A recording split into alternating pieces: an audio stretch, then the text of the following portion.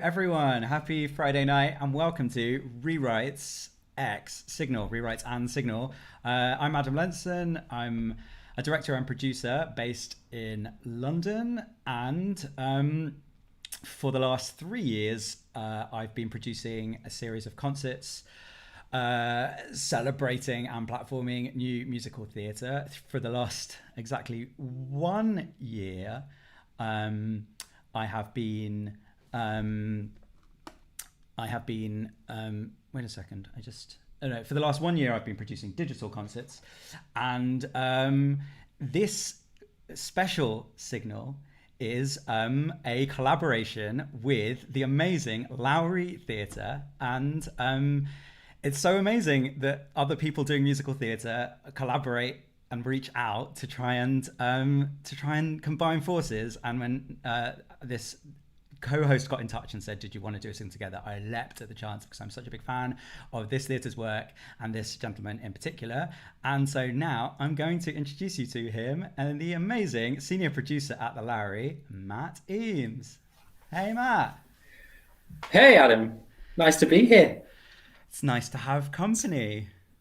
How are you doing? How's this Friday Well, for you? this is fantastic. What an amazing chance to bring so many, companies and artists that I love to a platform like Signal. It's fab. Thank you. No, thanks. It's so nice after 3 years to be starting to collaborate more and to get to join forces. Is such an honor, and especially with a powerhouse like you and the Lowry. Tell us about Rewrites, because it's amazing. Yeah, and I'll give a bit of background on the Lowry in case anyone's less aware. We're a big arts centre in Salford, and cross arts, so it's not just theatre, it's dance, it's circus, comedy, and there's 3 stages, and that breadth of work is across all of those 3 stages. So we don't produce in the main, but we do have a fantastic artist development program run by my brilliant colleague Claire Simmons, which aims to support artists to make work, and that's as much with cash and time and space and professional development as it is just for programming time. And the other thing we do, which I guess I kind of help with really, is platform with those 3 stages and with a kind of commercial basis of great theatre and work across the building. It means that there's space and time for risk. So we're able to work with companies and to share their work with our audiences at perhaps earlier points than other venues, other organisations can do. And Rewrites, really, my background's in musical theatre. I was a performer. I was a director in commercial musical theatre, and so it's always been there. But probably in my, I started in this team in 2014, and really for the first couple of years, I was out there looking for new work, new musicals. And there was some, absolutely, but there wasn't loads and loads. And and I guess along with many others across this platform, across others, we were searching for the answers and searching for ways to support artists to take that leap. So it wasn't until 2017 that I felt there was a mass of work and a mass of companies that I could bring together for something like Rewrites. And Rewrites is a development platform for musicals. So yes, I have to serve audiences, and audiences come and enjoy the work, but it's there to kind of to be a marker for companies and artists to bring their new shows and to test them in front of an audience in Salford, and that might be a headliner that's had a good stint and is at the kind of the end of their development, or is on their first tour coming out of Edinburgh, perhaps. There's some that are works in progress, and then there's also opportunities for curtain races where they only have 5-10 minutes worth of work that they want to share and test and see if they're on the right track. And there's space for all of that within a week in our studio for Rewrites. So that started in 2017, and it's amazing. In building this program, it's been brilliant to bring some of these companies back. The Letter Room headlined that program, with No Miracles Here coming out of Edinburgh, and the other headliner was Fat Rascal. So it's probably a good time to, if you're happy, Adam, to introduce our first artist. Let's bring them in. Great. Well, hi. Hey. Hello. Tell us. So, Tim, tell us about where you are with this, a bit about the company, how you're doing, and then perhaps an intro to the first song. Yeah, we're good. Thank you so much for having us. It's been a funny old year, has it not? So we were formed in 2016. We're a company focused on creating amazing parts for women. We started the company, we came out of drama school, East 15, and then kind of went on to the Fringe. And then I think we first performed at the Lowry straight off the back of performing Buzz up at the Fringe. So yeah, we've kind of been involved ever since. But yeah, unfortunate. So way back before the world ended in 2019, we started working on a show, Tim, myself and Daniel Fox on the writing team, and it's basically all about one of Disney's greatest villains, Ursula, and it's her backstory. So it's a musical parody, but it's basically all about what an amazing, sassy, fabulous woman that she is, and kind of putting a spin on that classic Disney fairy tale, and using it as an opportunity to, celebrate an amazing part and have a little jab at Disney. So we were meant to be back at the Edinburgh Fringe last year, obviously, which didn't happen. And then we had a tour, which is hopefully just being postponed. So fingers crossed, we'll be back on the road as soon as we can, and we will be at the Lowry, which we're very excited for. Anything to add, Tim? No, I was just trying to think when we met, and actually I think the first time we met in person, Robin, was actually at Signal. That's a nice it was, moment, isn't it? Yeah, back in absolutely. 2018, I think that was. When you came and poached me down.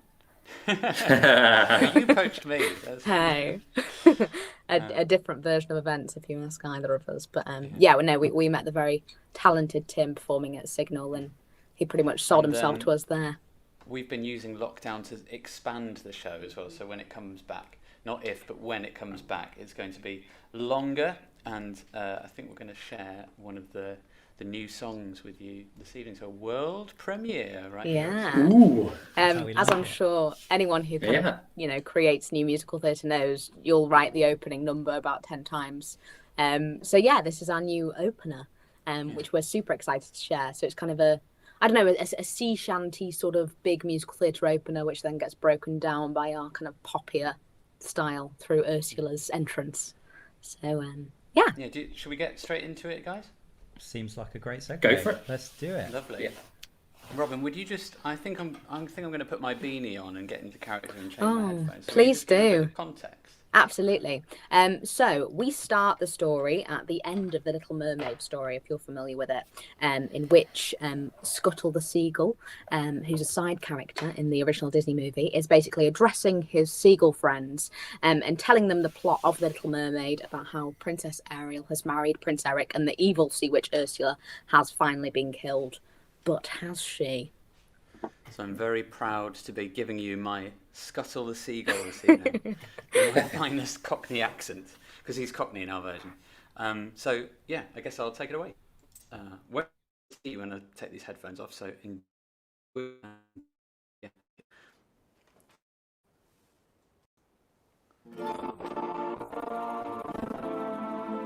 Now every bird knows of the landlover kings who walk on 2 legs and 2 feet.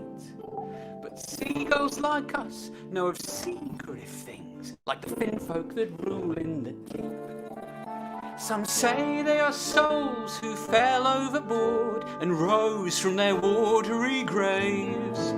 Some call them fairies or sirens, who knows, but they live like the fishes down under the waves. They've sometimes been seen on the back of a whale, or calling to sailors who strayed. Oh, but listen ye well to this watery tale, the tale of the Little Mermaid. Cool. There's no story born like a yarn that is spun in the heart of the storm core. There's no story true as a tale from the deep, deep blue. So here's how it goes. A merfolk princess falls in love with a boy that she saves. But a catch, he's a human and a prince nonetheless, and her father's the king of the waves. But now we learn of a sinister turn for the princess who dreamed of the land. Oh, there came a great hitch in the form of a witch who promised to lend her a hand. There's no story born like a yarn that is spun in the heart of the storm. Core. There's no story true as a tale from the deep, deep blue. So the witch made good upon her vow and sent her up above. But a price was paid and a voice she gave to walk beside her love. So she went to land and she met her prince, and despite the witch's plans, true love won out, and even mute our princess got her man. And the sea witch raged, but the day was saved by the dashing young prince and his band of knaves. For they killed the witch and they sailed the ship to the sunset for the rest of their days. Yes, they killed the witch, that evil witch, and lived happily ever after for the rest of their days. Cool. There's no story born like a yarn that is spun in the heart of the storm. Cool. There's no story true as a tale from the deep, deep blue.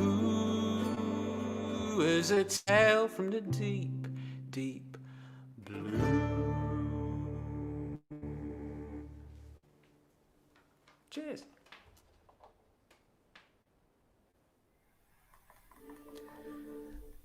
Hello, thank you so much.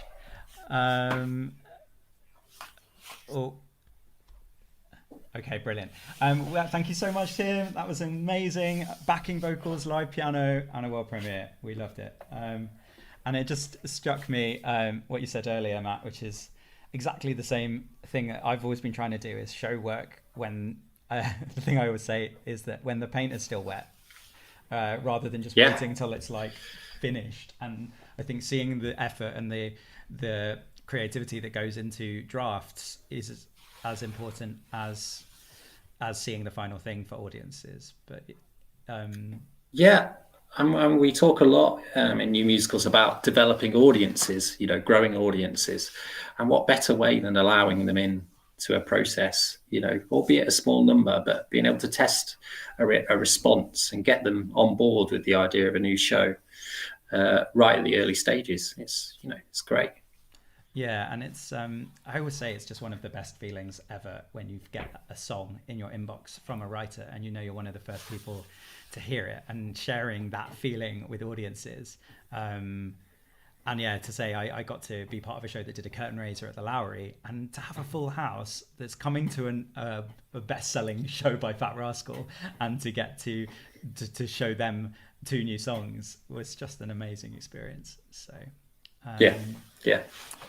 All right, well, we've got loads of artists, and it's time to introduce you to our next ones. As you see, we're going for a roundtable format today, so we can actually hang out with each other, which makes us feel a bit more connected in this strange time. So it's not as linearized as Signal has been in the past, but it does mean that there is more tech going on.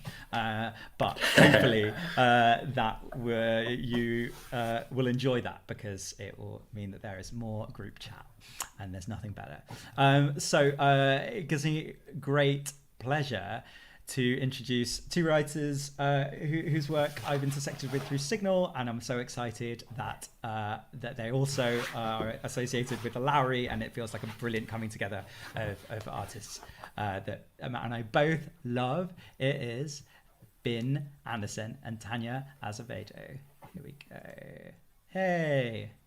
Hello. Hello. Hey, everyone. It's great to be here with you all.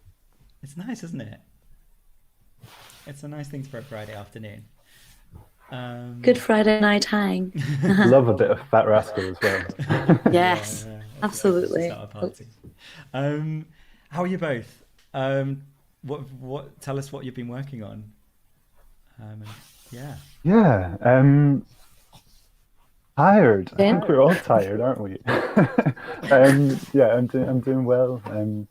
Right now I'm working on a new solo album, singer-songwriter album, which kind of step away from theatre for a wee bit, and also juggling some other shows in sort of development remotely and learning how to, as we all are, still learning how to collaborate in new ways. Good, because you're in Scotland right now, Finn. Yeah, I'm in Glasgow. And Tanya, where are you? You're in London. I am in London right now. I spent a little bit of time in Portugal during lockdown, which I was really grateful to have that opportunity. But it's good to be back in London town and feeling hopeful about the world, I think. Good. Tell us about the show that you've been working on. I'm not hearing Tanya. Oh, No. can you not hear me? Hello? Oh, I am hearing Tanya. So and the audience will be hearing Tanya. Try again, Tanya. Yes. Hello? Can everyone hear me? No? I'll just have to work as an interpreter. Okay, so- great. Sing You can everyone's let me song. know if I'm So- saying so- things that so Tanya has Tanya's- already Tanya's That said. would help. No. So Tanya's feeling hopeful. Hello? We're just trying. Like some kind of strange blind date with like can an continue interpreter dancing between and us. This is singing. great. Yeah. Hello?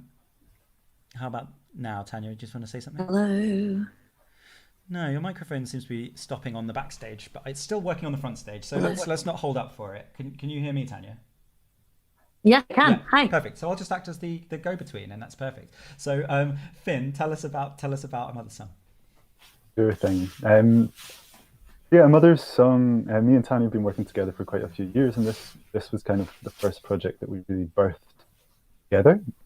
And A Mother's Song was inspired by a few things. It was inspired by my interest in the kind of migration of song and of music, specifically the music that travelled from Scotland to Ireland and then onto the Appalachian Mountains, and a lot of that music combined with other music from Africa and other parts of the world kind of formed what we now know as modern day country music and all kinds of things. But the story behind the journey of that music really fascinated me, and it also combines that with the story of motherhood and of three women throughout time, each on the verge of motherhood, and all in very different circumstances, and they are linked by these songs which have travelled down their family tree. And yeah, the story centres around the modern day character Sarah, who's our protagonist, and her kind of discovery of these women in her history and lineage. And through that process of discovering the songs and learning more about the traditions of her childhood, which she has kind of let go of and abandoned and distanced herself from, through delving back into that stuff, brings to the surface her own desire to become a mother, which puts a new strain and tension on her relationship with her female partner, Alex. Yeah. Don't know if Tanya has anything else to add. That's a very good summary, Tanya. No, that was a really good summary. I was like, Finn, you nailed it in one. I would just add that yeah, when we started collaborating on this project in 2018, Finn was very interested in exploring the migration of songs through Scots Irish into the Appalachian Mountains. I was really interested in exploring where we come from and that kind of heritage. And so yeah, this is the culmination of both of our interests at that point. Fantastic. All right, Finn, tell us about the song and introduce our amazing singer. So yeah, we're super chuffed that Rebecca Traherne has come on board to perform with us. This is the first time that me or Tanya have worked with Rebecca, and yeah, she's doing a really beautiful job of bringing these songs to life. But the first song, Aunt Betty Always Said, is and it takes place. We meet Sarah, and as she uncovers this box of research which has been left to her, the ghosts of her ancestors begin kind of taking over her apartment, and through the course of the show, the kind of they more and more infiltrate her life and take over her life and her apartment. And this song is kind of her still really trying to fight against that history and those stories, and trying to get on with decorating her new house, which her and Alex have just moved. Yeah. Fantastic. Okay, thanks, Rebecca. Okay.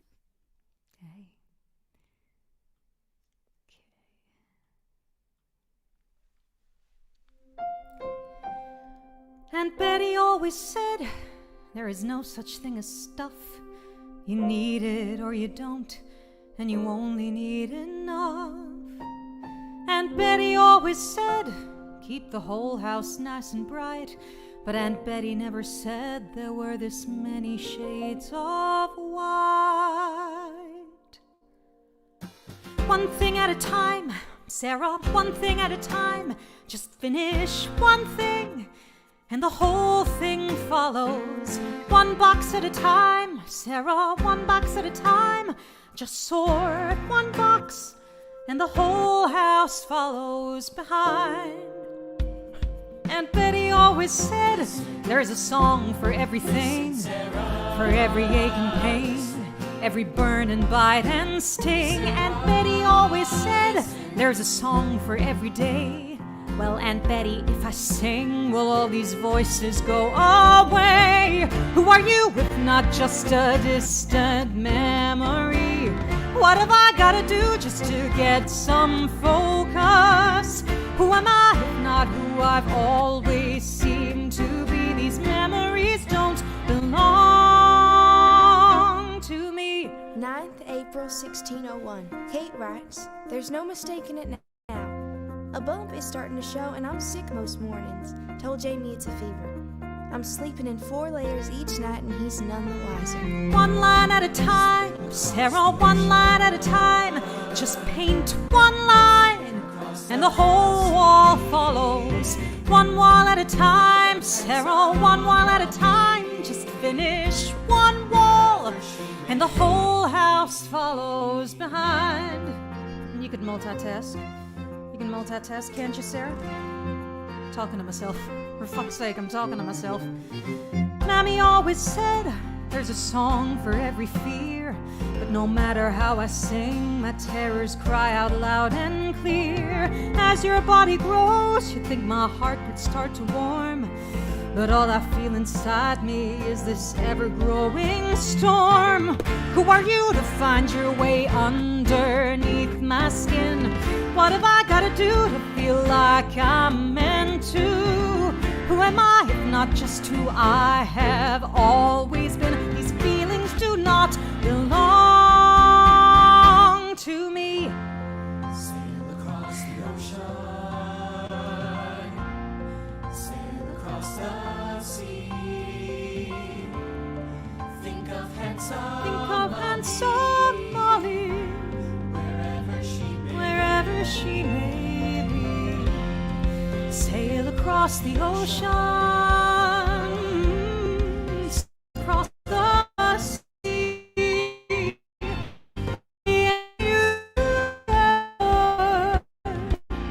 Do you want to sail with me?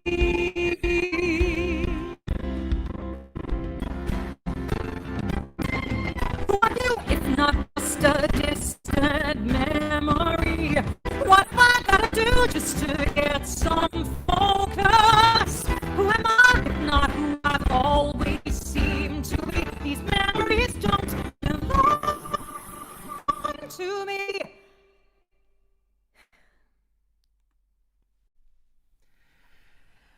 Oh wow, that was amazing. Rebecca Beautiful. Heaven. What a beautiful song, you both. Thank you. So one of the benefits of tonight is that we have fewer writers, and the fewer writers get to present more songs, which is nice because Signal sometimes is one song, and can be one song done. But you're getting to share 2 songs tonight, which is so lovely. Which feels like a treat. It feels like we get to give a little bit of a scope of the story, which is nice as well. Yeah. Well, especially because like one song's from so early on in the show, and the next one is from towards the end. We get to show some art. I can hear Tanya now, which is great. Yeah. And I'm going to have to go back afterwards. I'm Yay. going to have to go back and watch the YouTube replay to find out all the nasty things you said about me. Please, no one give it away. Should we say now that we're hoping for a bit of a live test of this work as well? Yeah, so we Yes. were supposed to be kind of joining. You mean in terms of Lowry? Yeah. Rewrites. Yeah. So this has been a rescheduling of it over a few times now, but hoping that we will kind of be able to present an extract of a chunk of the show, and with a cast which includes Rebecca. Hopefully, who knows where the world will be then? But yeah, to kind of show the progress of it over the past while and the rewrites that we've done. So we're really excited watch about this that. space. Yeah, we're tempting fate by even mentioning it, but yeah, we hope in a I'm touching in a wood. few short weeks. Yeah, quite. Me too. Cross my fingers. We'll be able to do that, and some work from other great people in new musical theatre as well, from Katie and Aria and Andy and Perfect Pitch. There could be some more exciting times ahead of us. Brilliant. I think one of the obviously it's been such a challenging time, but in terms of like giving space and time to write and to kind of like imagine,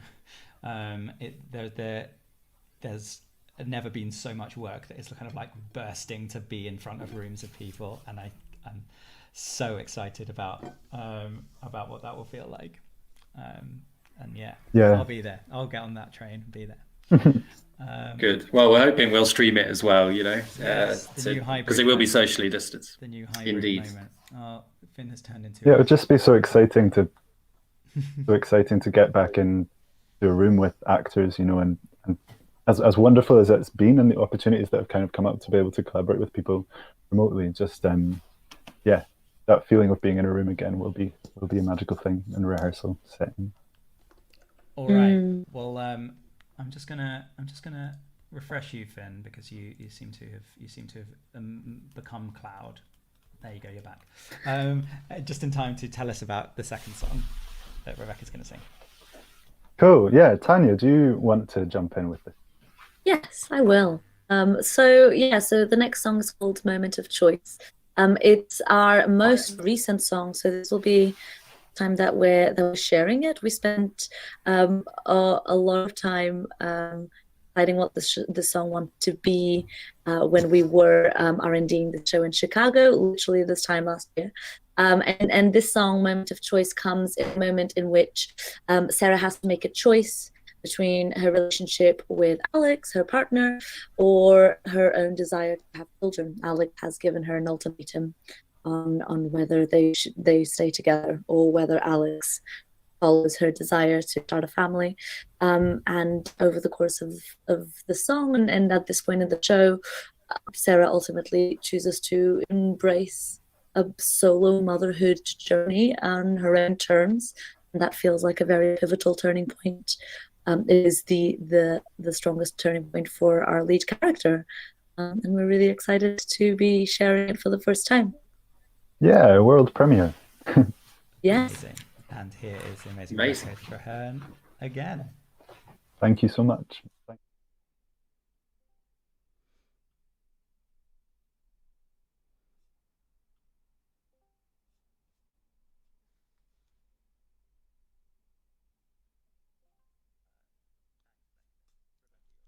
Lovely, thank you.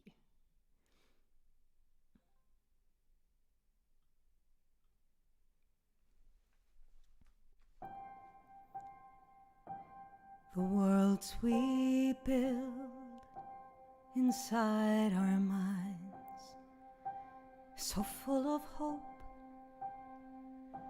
and grand designs, and just like that, our world unwinds, and we're alone. Out of the dark, you hear a voice.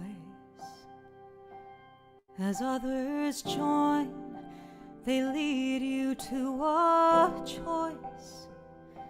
Then all at once, they stop their noise, and you're alone. Strong are the roots and the branches of the tree. Those voices called, they called to me, but only one voice can set me free, his moan. 'Cause oh, what was it all for? If not just for this moment, if not just for this moment of choice. Tell me, oh, what was it all for? If not just for this moment, if not just for this moment of choice. I can't rebuild the bridges I have burned, retrace my steps around corners I once turned, but I can collect these things I've learned and hold them. Don't need to run or disappear across the sea. Denounce my faith, afraid my God will not agree. What others lost has left me to be free, and what died with them lives on in me. Women made of water, earth, and flame, a box of stories I rejected, but I see myself reflected in them now, and it's that history I claim now. With their blood in my veins now, I'm carrying that flame now. 'Cause oh, what was it all for? If not just for this moment, if not just for this moment of choice. Tell me, oh, what was it all for? If not just for this moment, if not just for this moment of choice.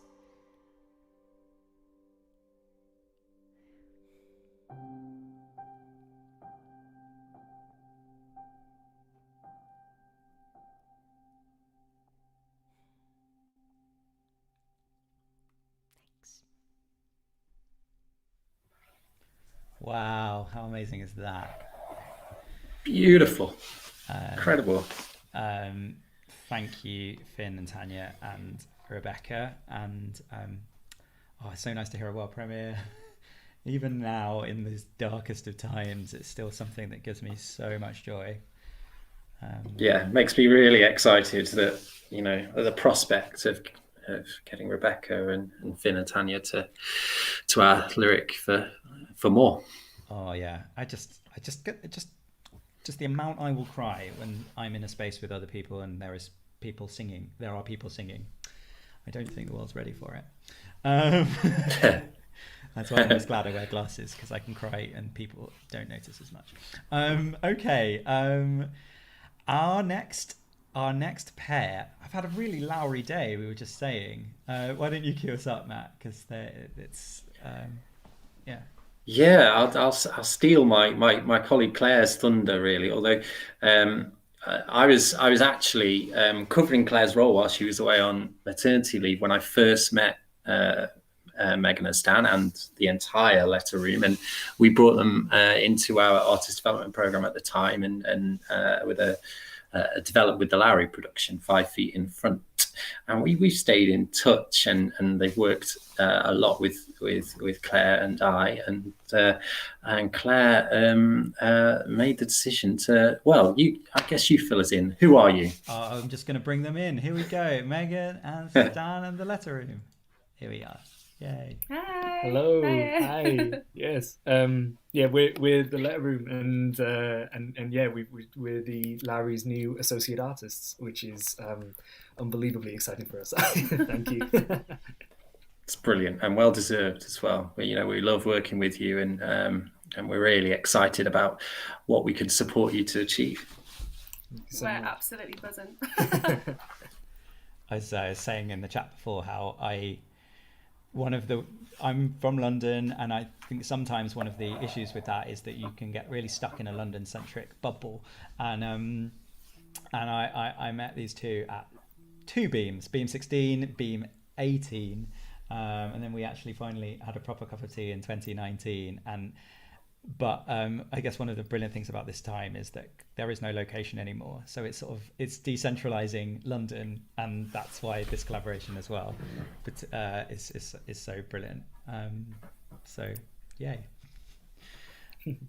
Tell us about what you're working on, and tell us about what you have worked on in the past that you're going to be presenting. Yeah, well, we're sort of working on sort of a little boring stuff. It's business development plans at the moment. I mean, for some people that won't be boring, but maybe for a Signal event, it wouldn't be great if we just read out our business development plan to our 5-year strategy. But no, we're gonna play you a couple of songs from our previous show, which we toured in 2019, called No Miracles Here, which was it was actually performed at the I think it was at the Larry's first Rewrite event as well, all the way back in 2017. And so that's right. Yeah, which was I know, right? It feels like a long time, but it's been a great that was a great platform, because we hadn't really we toured in odd sort of spots, but we hadn't really done a big national tour, and it was great because Matt and the Larry were able to sort of take a punt on us and found a really good home for us to sort of premiere the No Miracles Here, and that sort of helped us book our sort of national tour, a year and a bit later. So yeah, no, we owe a lot to the Larry. So we're going to be playing a couple of songs, and just a bit of context about the show. So No Miracles Here, we wanted to look at the fact that the Northeast have the highest rate of male suicide in the country, and that's something we kind of care deeply about, and so we kind of wanted to explore that huge topic in a different way and see if we could add something to the conversation, but perhaps not in the expected way. And so we ended up setting the story. It's about a young man called Ray, and he's chosen to take his life, and he finds himself at an all-night dance marathon, surrounded by other people just desperately trying to stay on their feet. And we worked really closely with Mind, and it was it's hard making a musical about that, but I think we managed to do it in an interesting way. And so the first song that we'll share is called How Does a Boy, and that kind of introduces us all. It's the first song on the show, and it introduces us to Ray, and it's sung by Ray's backup band called the Raylettes. So it's normally performed with a big 6-piece band, not just me. And yeah. All right, cut 2. How does a boy, a man, someone we all know, who has it all? On the surface, he's got a purpose, that walk to work that is worth it. He just wants it to stop the pain. He just wants it to stop. Born into love, with his mother, fighting hard, head down. She knew he could be a good scholar. Go to college, get good and proper. Oh, his mom, she's never been prouder. She said, my boy has grown so tall, be my world since he was small. I know he's gotta fly, but I'll catch him when he just falls. wants it to stop. He just wants it to stop.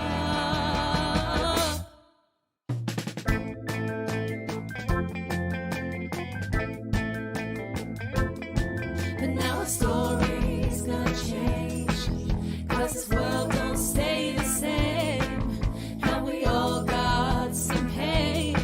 That's why we're all here today.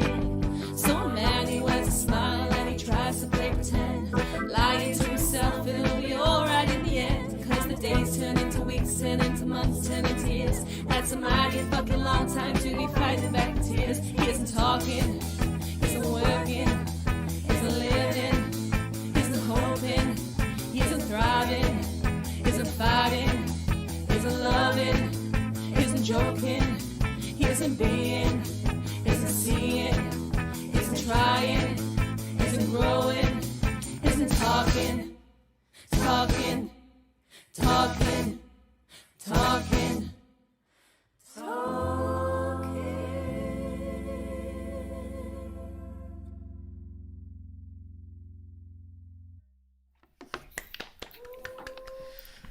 Lovely. Thank you so much Oh. for that. What a cracking show. Yeah. We were just saying in the backstage how cool it is that Signal and Rewrites were born in the same year in 2017. Yeah, and we probably should, mention Beam and pick up with James at Musical Theatre Network and Emily now at Mercury Musicals, shouldn't we? And just say, those organisations, it works, It just, no, absolutely. I remember thinking that in Beam's, I always said in Beam 16 when it finished, which is Beam is every 2 year festival. I never know if it's biannual. Is that what biannual means? Or does that mean twice a year? Who knows?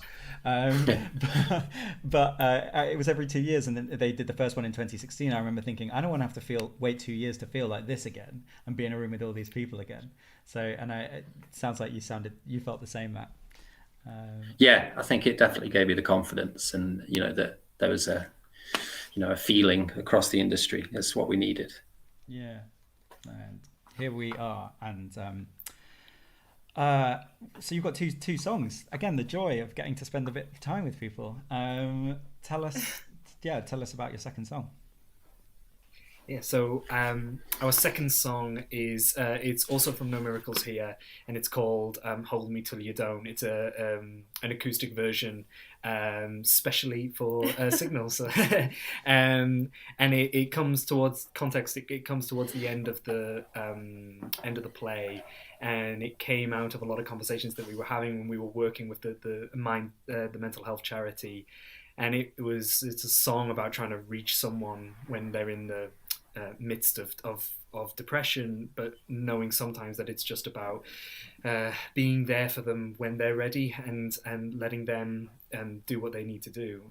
So that's kind of a bit of context for the song, and it's called Hold Me Till You Don't.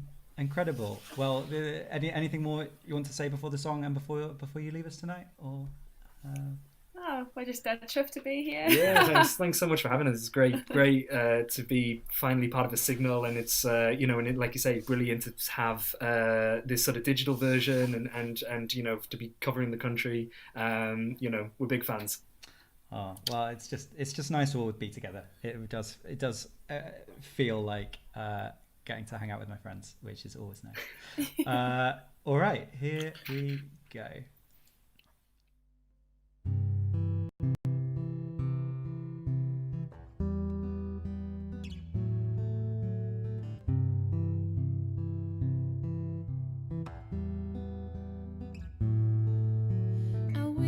The things were perfect and had everything you need, and whenever you shipwrecked, I could dive into the sea. But I can't see the depth, and I can't swim that deep.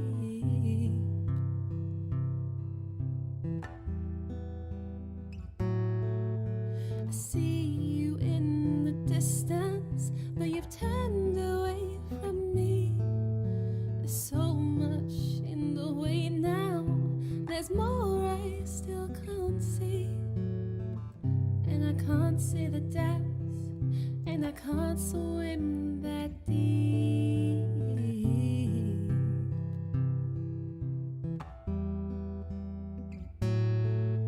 So hold me till you don't, and hold me till you can't.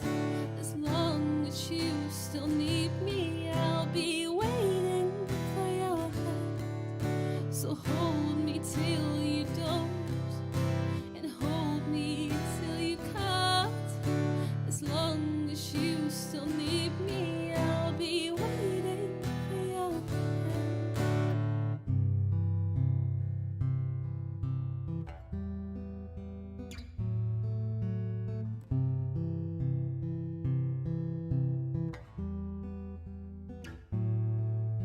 The tides are ever changing. When you come up for it, you'll see we're all still turning. You'll see that I'm still there. There's more mistakes worth making, more reasons to dance again.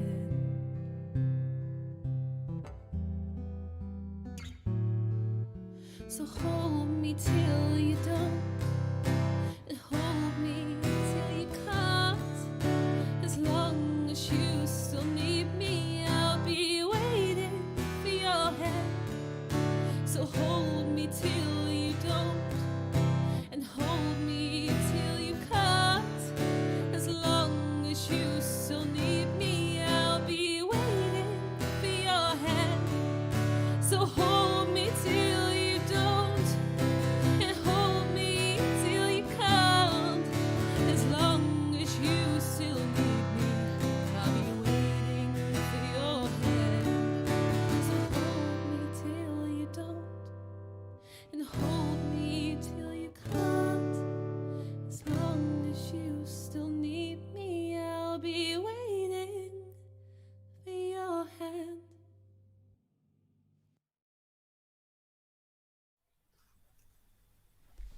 Oh, brilliant, and so nice to be reminded of that wonderful show. Right then, so I think we're moving on now to our next company and our next team, really. Now, I've met both of them a while ago, but in different contexts. So we're going to welcome Harry and Tess. And Harry, I know very well through his work with House of Blakewell, who are another Develop with the Lowry company. And Tess, perhaps if you'd like to come in. And Tess, you're working now with Created Theatre State with Harry and with Ali. And we met talking about this show a few years ago now. And we're hoping, so the context for this, being here now, we're hoping that you'll be in a rewrites in the near future. Yes, yeah. Fingers crossed. We were in the middle of rehearsals this time last year when everything got cancelled. So yeah, we're kind of. It's really nice actually to be revisiting bits of the show that we're looking at tonight. Say Yes to Tess. Named after yes, me. tell us a bit about the show. Say Yes to Tess. So the show is about it's inspired by my own personal experience of standing in the general election in 2017 to be an MP for Leeds North East for the Yorkshire Party. It was a show that I'd met Harry and I wanted to write a music. Well, he writes the songs because I can't sing or I'm tone deaf, so it's completely ridiculous that I'm part of a musical team. But I was interested in the Yorkshire Party, who wanted to devolve Yorkshire and create their own parliament. And then I started researching them, thinking it would be kind of a funny, satirical musical. I was seeing brass bands, flat caps. And then I kind of got sucked in and got really inspired by their kind of mad but kind of empowering approach to changing democracy and wanting their own parliament. And then I ended up standing in the general election. And at the same time, I was working with Harry on a show at Leeds Playhouse. I was assistant director and Harry was there doing the sound design. So we ended up during tech for that show going to the town hall to see if I would become MP. It's just amazing. I remember, sitting in the Tower Coffee at Lowry and you telling me this. It's just incredible, isn't it? And yeah, I mean, it sold me straight away. And so you met Harry. Harry, you met at Leeds Playhouse and you got on board? Yeah, I mean, we'd met once at the after party for Assembly Fringe 2015. Slightly worse for wear. But Tess remembered me for when I came up to Leeds. And yeah, we immediately got on really well. We loved working together. And this idea that Tess had was just, it was just so original and exciting and sort of really lent itself to being a British musical and doing something interesting with the form. So I was thrilled to be part of it. Yeah. So Tess, tell us what we're going to hear first. So this first song is called Imagine If Bradford, and it's performed by the incredible Max Runham, who's performing live. And this song stems out of the moment I went undercover to the Yorkshire Party conference, not very well disguised because I wasn't a man in a flat cap. And I had this moment of just actually surprising myself by being inspired by so yeah, and I think this song, Harry, has kind of beautifully captured that moment. Great. All right, let's go to Max. Here we go.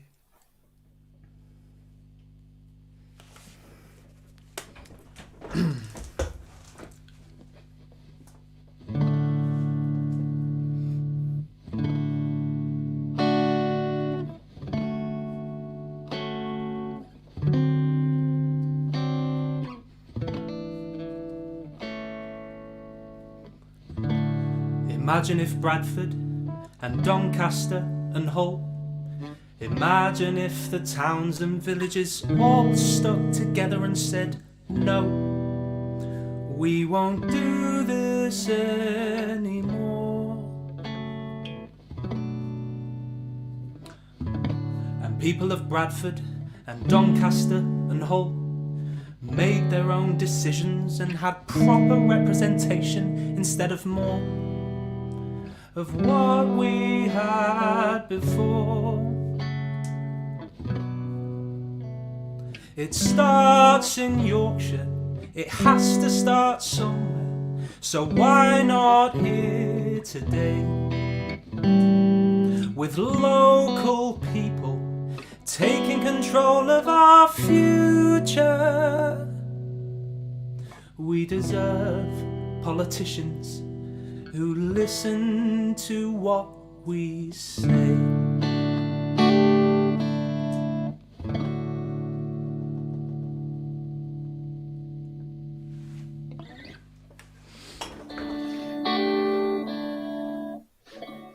Thank you so much.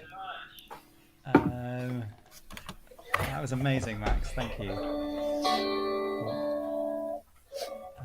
Thank you so much. Amazing. Someone's on YouTube, but that's okay.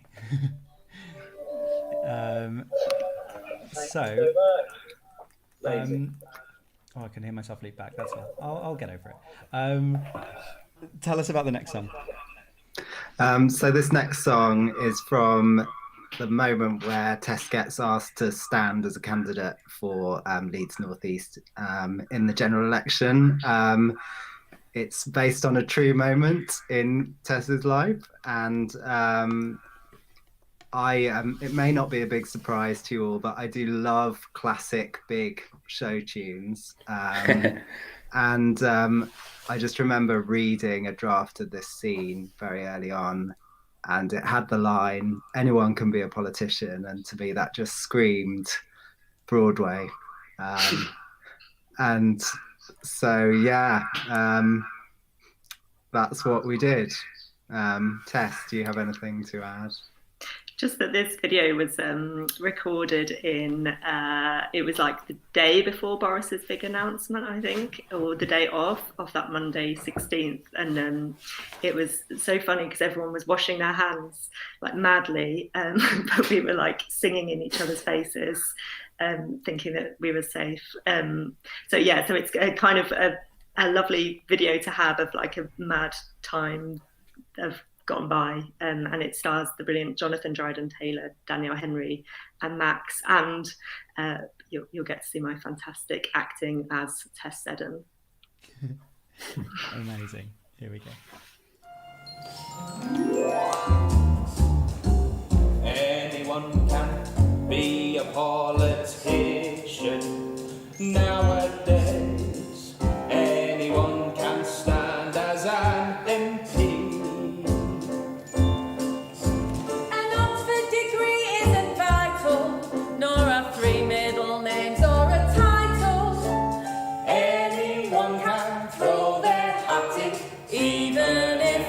Don't speak Latin. We'll front the money. Where's your manifesto? manifesto? We don't have one. So what are my pledges?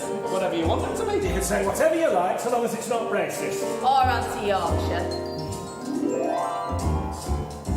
Anyone can be a politician. Even you. Time for us to settle up the score. You don't need cash or public school. Or the unshakable belief that you were born to rule. You just need something that's worth fighting for. Where's your own constituency? Leeds North East, but that's a Labour seat. I want them to win. That's alright, no one will vote for you. No one wastes their vote in a general election. There's no special secrets, no keys, no magic books. It's just show business for those without the talent or the looks. Do you feel represented? No, I don't. Then we're agreed. If you don't think you should be what you're exactly what we need to show that anyone can be a politician.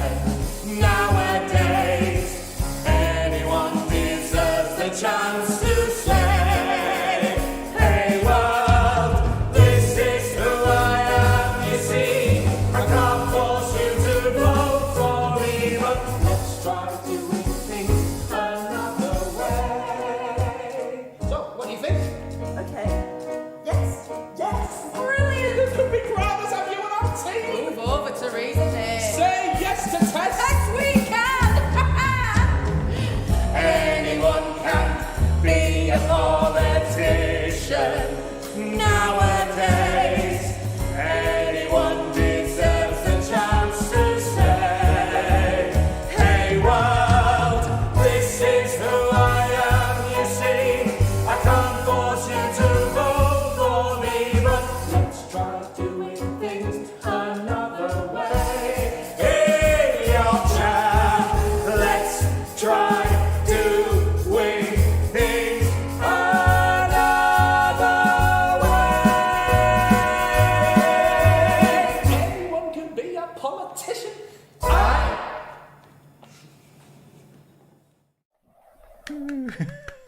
That felt like a great Act One closer. Amazing. All right, so that is the end of set one. We've got 4 more amazing teams joining us in set 2.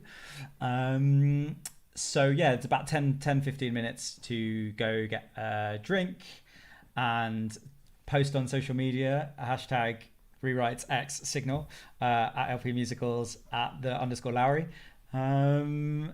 to 4 more amazing acts ahead. And yeah, anything else to say before the interval, Matt? No, see you soon. Well remembered with all the hashtags and handles as well. Nice work. Amazing. We'll see you in 10 to 15. There'll be a 5-minute countdown before we start again, and we're looking forward to seeing you all soon. Bye. See you in a bit.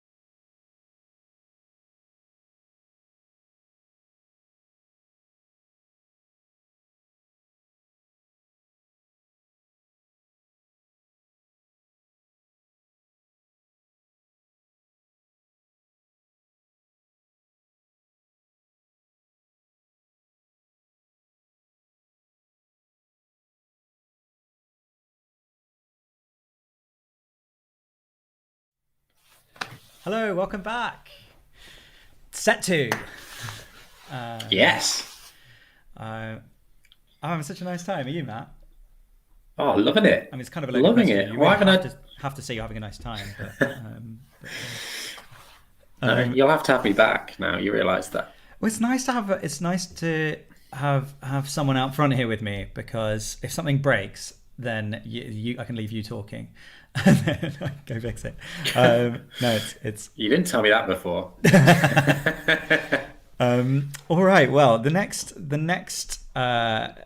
team are a team I know very well. I met them. First saw their work at Beam 16. Saw them again. Well, got to work with them in 2017. Saw them again at Beam 18, and they've been a great part of the Signal family.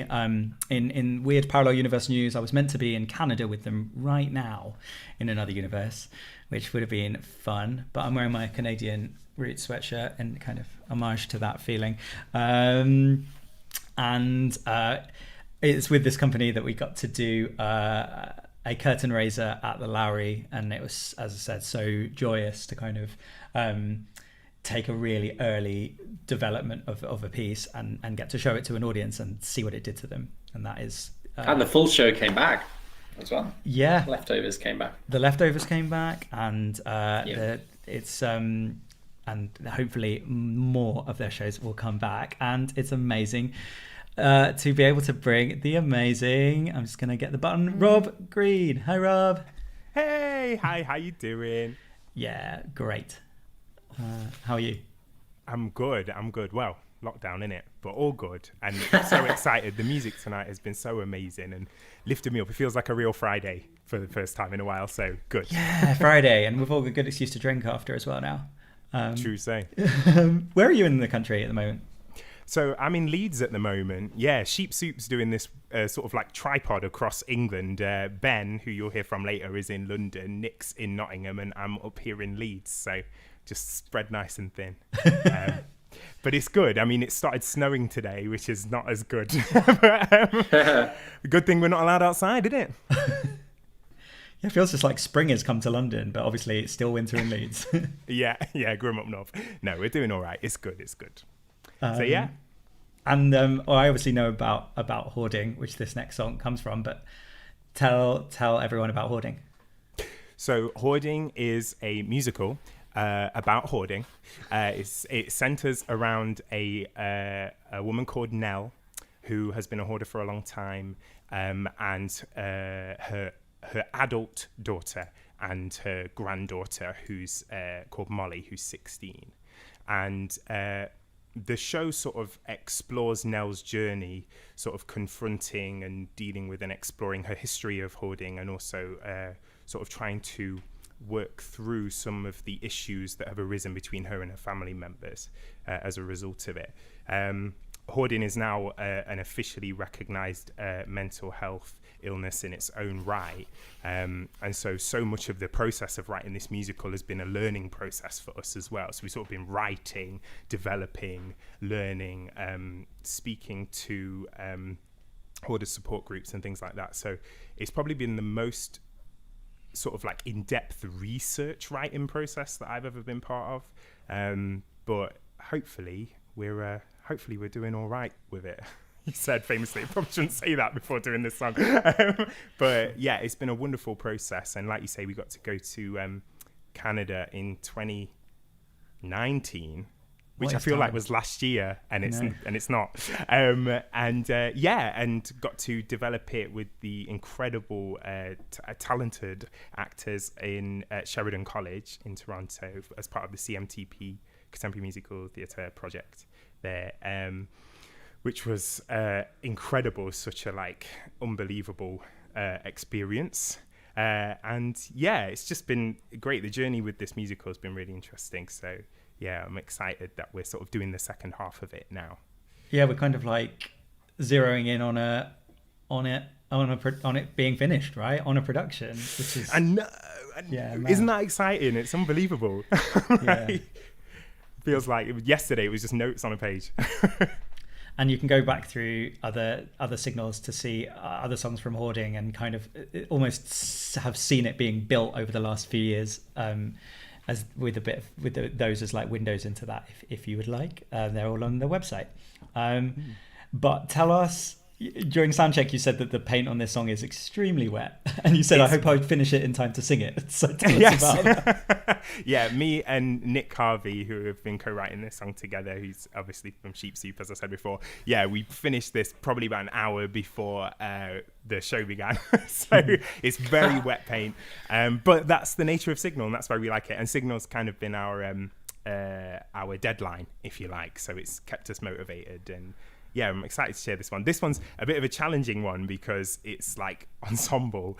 So I'm going to be doing the voices of lots of characters in this, as well as it being fresh. So apologies in advance if I stumble over anything, but hopefully we'll get the vibe across. Amazing. Can't wait. All right, here we go. Take it away, Rob. Okay, lovely. So just to introduce, Nell, as I mentioned, has been a hoarder for most of her life, and part of our story sees her delve into her estranged relationship with Anna, her daughter, who is now an adult. In the first half of the show, Nell's granddaughter, Molly, showed her how to use a loop pedal to store sounds and memories digitally as a therapy technique. And at this point in the show, in the second half, Nell attempts the technique alone for the first time, going through and using childhood objects that belong to Anna to build the loop. This process begins to trigger memories of Anna's upbringing, which causes the objects themselves to rise up, kind of like an immune response, to combat those memories as Nell begins to face the truth of what it was really like for Anna to grow up in a house consumed by Nell's hoarding problem. I'll try and describe things as we go through what's happening. But yeah, this is it. This song is called Don't Leave Me.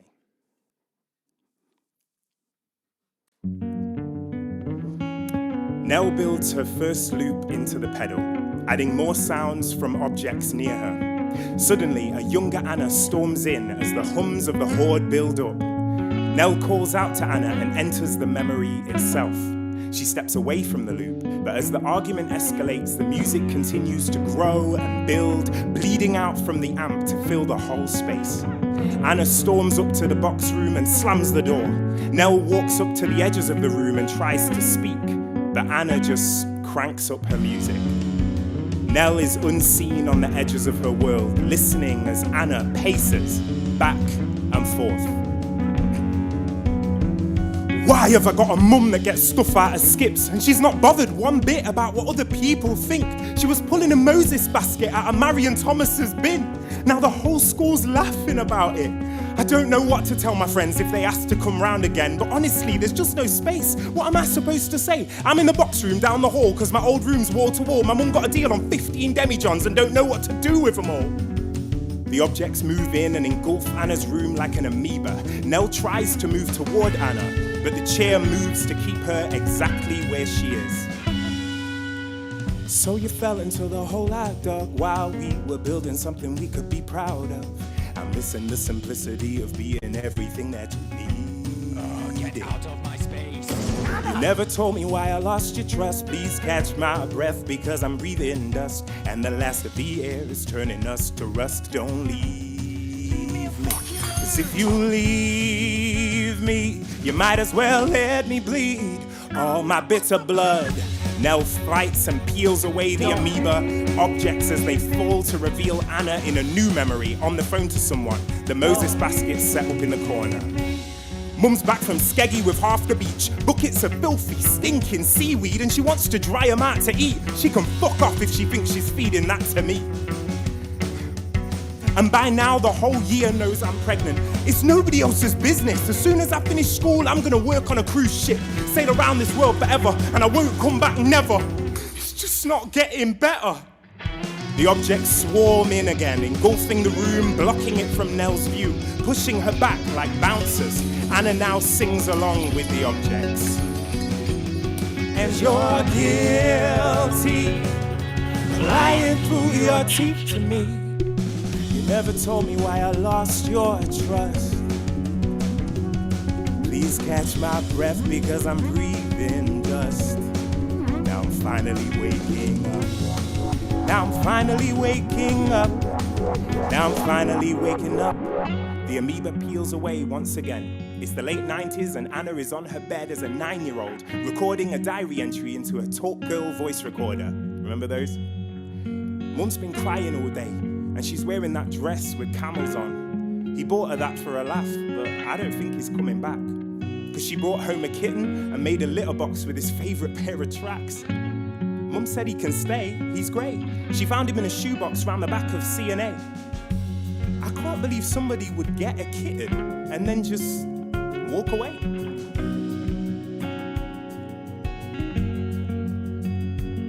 He's not even naughty, he's good. Eats all of his food and goes to bed when he should. He's even made Mum laugh, and she's not laughed for ages like that. I've called him Merlin because he's magic, that cat. The objects turn and plead to Nell directly. Remember the good times? Didn't I lift you up? Didn't I make you feel love? Didn't I pick up the pieces? It's easy, just keep believing in my flesh and blood. Didn't I seem alive? Didn't I give you life? Why do you cast me aside in a memory wipe like an enemy in your eyes? The objects trap Nell in a slowly escalating mosh pit. Gathering dust, turning to rust, begging for justice, do what you must. Breaking the trust, making too much fuss. Ready to bust this prison of us. Gathering dust, turning to rust, begging for justice, do what you must. Breaking the trust, making too much fuss. Ready to bust this prison of us. The objects and memories swarm and spin. Anna and the room vanish. The sound and the objects shrink back, leaving Nell alone with the buzzing amp and holding the Talk Girl voice recorder.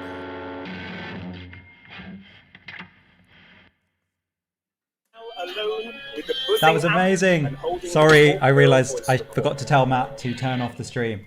Here we're back. I'm back too. Sorry, I've got to catch some, you know. I forgot to tell Matt to turn off the stream. Here we're back. He's going to tell you. It's great. This is when I tell you about how time works at Signal, because it takes 20 seconds to stream to YouTube. It takes 20 seconds to stream to YouTube, and then so you're actually a little bit behind us, but that means when we're watching during the show, we have to remember to turn it off. Anyway, that is how you know it's live, and I love it. Oh my God, what an amazing song. And also, I also find that like when it comes to concerts, a lot of people write, 3-minute songs that kind of encapsulate one moment, and sequence songs are almost impossible to do at these kinds of events. But somehow Rob managed to do like an entire montage sequence stack of things on his own. It's so good to see the journey of a show through a platform like this. And I've been fortunate enough to see a draft of the show as well, and it's in a really exciting place. It looks, you'll know better than me, Adam, but I'm excited. Yeah, no, it's really cool to it's just cool to see shows being built. But then again, one of the I guess the issues of existing in a world of building shows is that you're not always near to finishing them. But this one feels like it's on the home straight to first draft, and that means we're going to get to share it with the world. And then, as we said earlier, like, there's going to come a point where we're all going to get to be in a room sharing these shows, and I hope that we'll all be traveling from wherever we are to watch them, and that will feel like such a beautiful moment of catharsis and shared joy. So definitely, and as a fellow East Midlander, it's always a joy to hear. I may not sound like Sheep Soup, but I'm feeling it in my bones. Yeah, having spent a fair amount of time with them in Nottingham, I find the Nottingham accent the most impossible to do. It's but when you hear it, you know it, and it sounds like warmth. All right, on to our next team. Why don't you set us up, Matt? Yeah, so I first came across the company and this particular show in what would have been Beam. We mention it again. There you go, Beam 2020, which of course was one of the earlier casualties. But fortunately, thanks to the great work from from the teams behind Beam, we were able to sample some of the work and certainly be introduced to the artists following what would have been the event. It's a great pleasure to introduce Steph and Natasha from Working Birthday. Hello. Hiya. Hello. Thanks for doing this. We're really excited. Thank you for having us.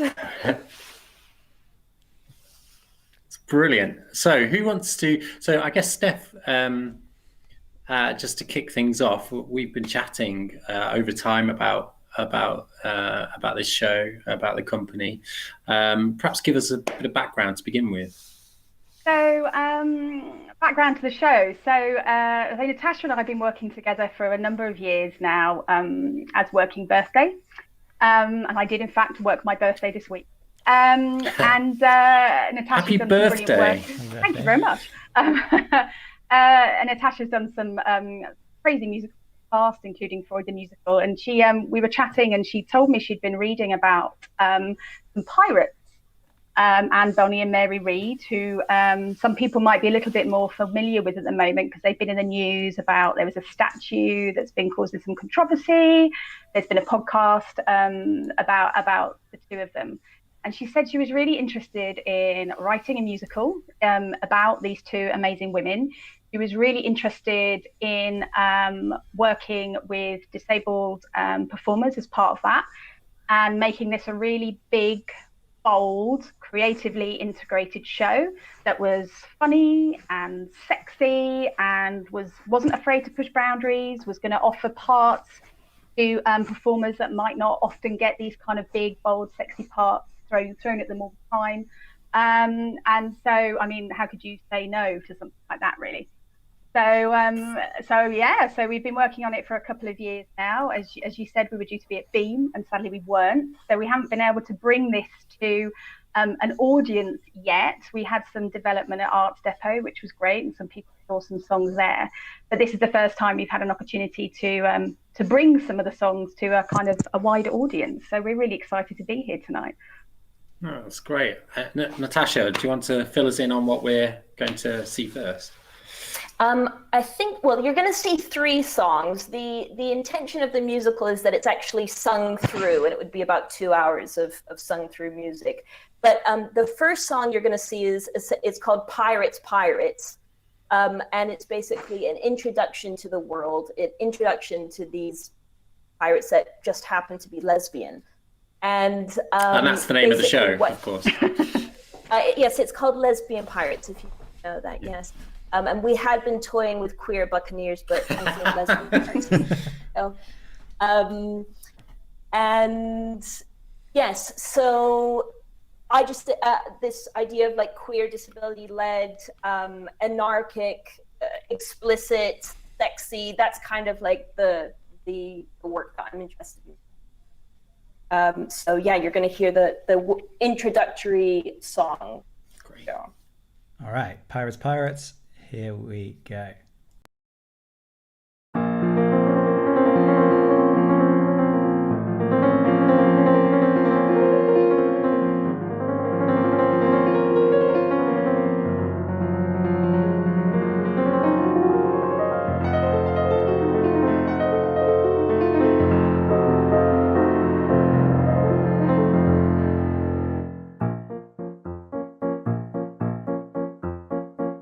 Not who you think we are, unruly, rough and bizarre. We're pirates, pirates. We're sneaky little shits. We're not who you want to be, not pompous, sweet and stuffy. We're pirates, pirates. We're advocates of tits. When the sun's shining, we're reclining. We love to have fun.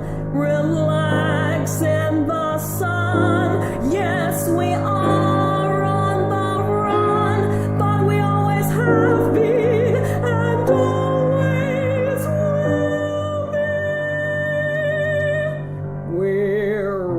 And capable, may appear unstable. We're pirates, pirates. We can't be prone to fits. We don't like hypocrisy. Make a new democracy. We're pirates, pirates. The government's the pits. When the storm's speeding, we're pleading. We pull on the ropes. These are slippery slopes, and not everyone copes. Yet we scratch, bite, and sing, and we survive. We're idiosyncratic, dogmatic, and ecstatic. We're pirates, pirates.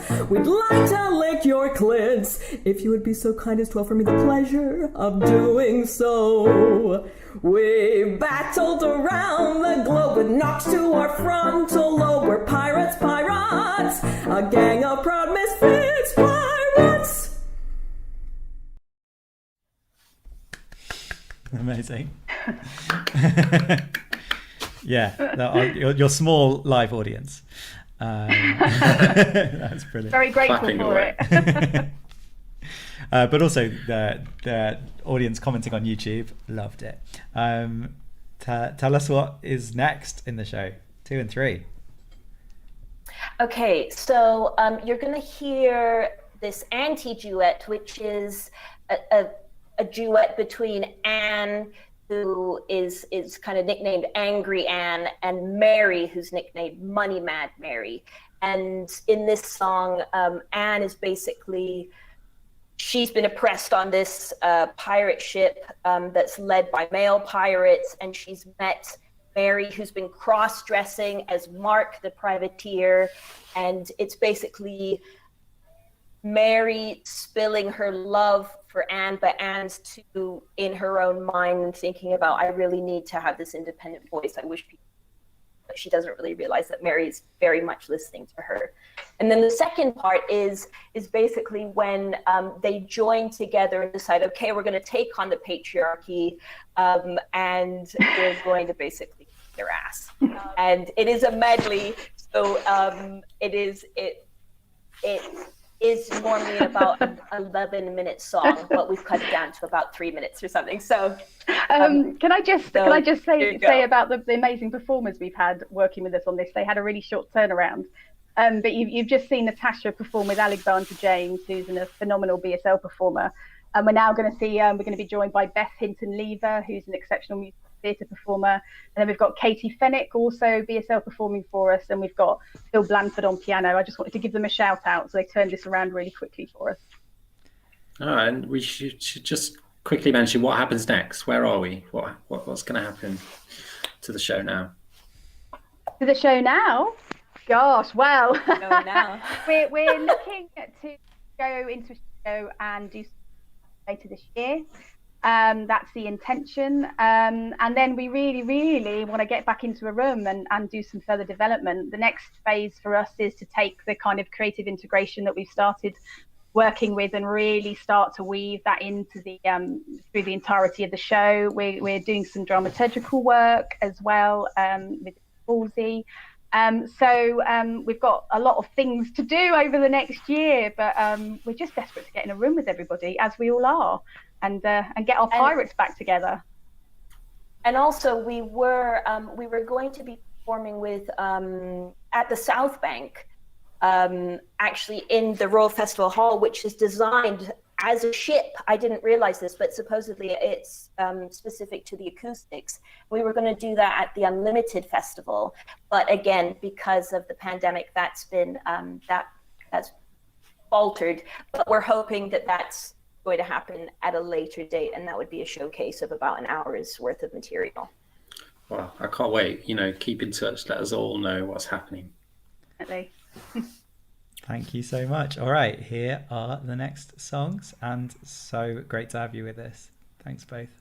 Thank you. Thank you.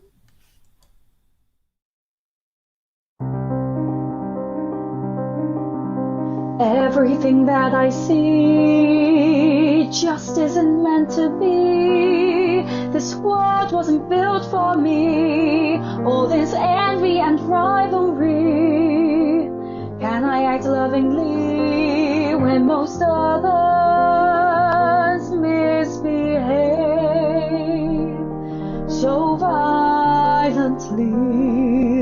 Everything that I own is made up of skin and bone. Why won't someone comprehend the patience that I expend? I can't let their rusty knives carve initials in my thighs any longer. Everything that I am, people don't understand. I didn't just make this choice. I've never had my own voice. All I have ever known is survival and bloodshed and teardrops. But this time I know to burn brightly. One day, someday, they will see me clearly for who I am.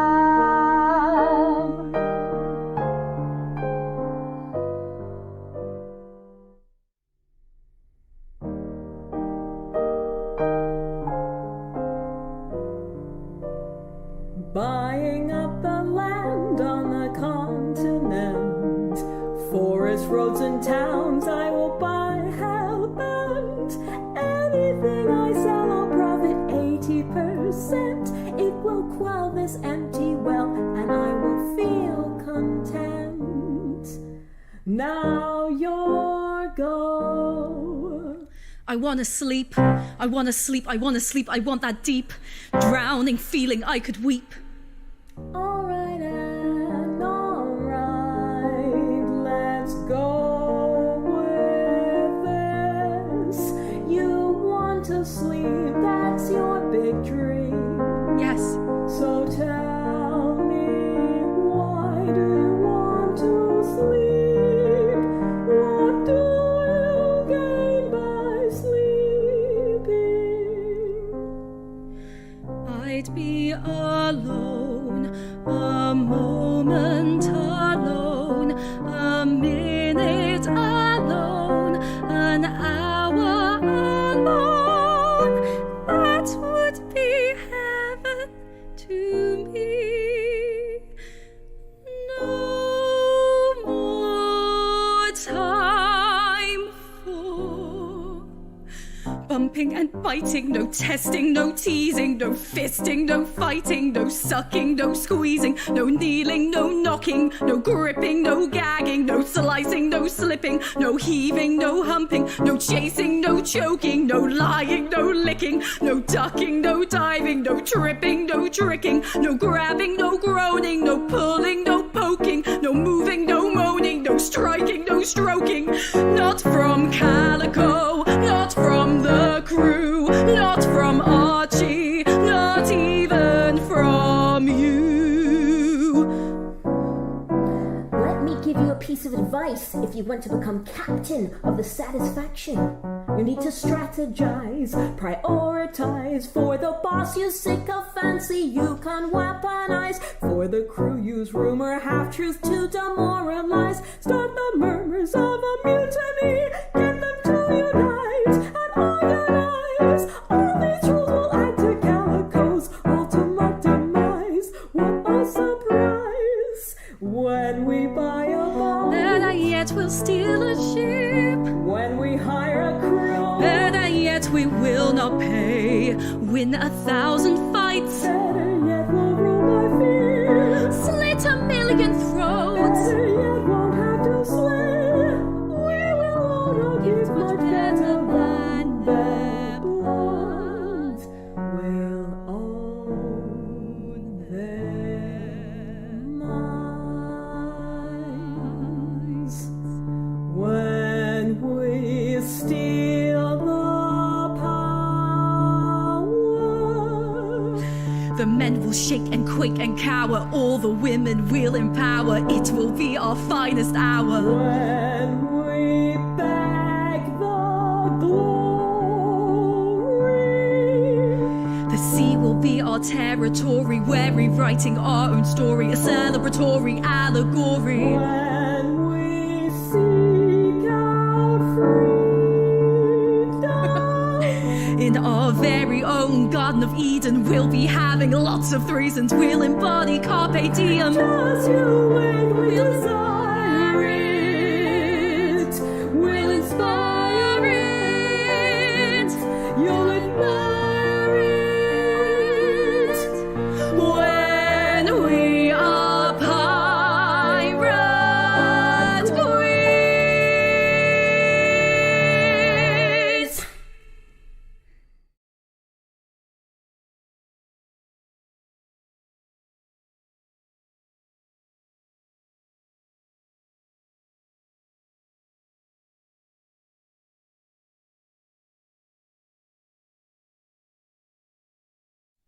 Thank you so much. So many credits, so many people involved. Thank you so much to them. And yeah, big thanks Brilliant. to all of the performers who take part in this. One of the things that sometimes, obviously we credit the writers because this is a writers' concert, but often the writers are writing new songs and sending them to actors and saying, sing this immediately. So it's a special type of performer who can do new musical theatre that is this new, and we appreciate you. Amen. Yeah. Okay. All right. On to our next writers. They're writers that have done Signal. So I know them, and they're and I'm excited that they're here. They are really sort of innovative in terms of their sound world and their interest in screens and the internet and computers, and their work in some ways seems apt for to be seen on screens and in computers because it interrogates the digital worlds. They are together, and they're together in a part of the country where neither of them live. So welcoming Leo and Hyde. Hello. Hello. Hi there. Hello. Hi. How you doing? Yeah, good. Where are you? We are in Arnside in the south of Cumbria. We're doing some workshops in Lancaster this week, so it's nearby there. Very nice. What are you up to? Tell us what you're working on. Tell us what's going on. Well, we're currently doing some workshops of our musical Guy, which you're going to hear a song from this evening. And we've been workshopping that with the cast all week, doing some recordings for some online content for it. Yeah. We were meant to be doing a tour at the moment to all sorts of places, so we cancelled that and we decided that the best thing we could do is still meet up, still workshop the show, still try to progress the show to the next level.